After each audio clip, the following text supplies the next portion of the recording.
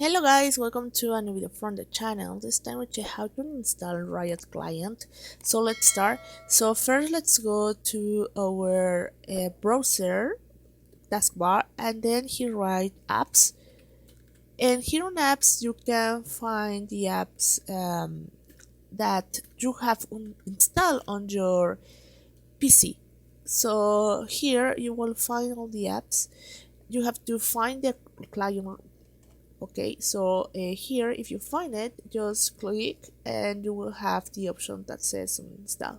You have to install the app, and that says you have to wait until the app is installed. If you want to delete all the information about Riot Client, what you can do it's plus Windows plus R, just write app data, just accept, and here you will find all the information about the client, Riot Client, and you have to delete all the files that you have from that app.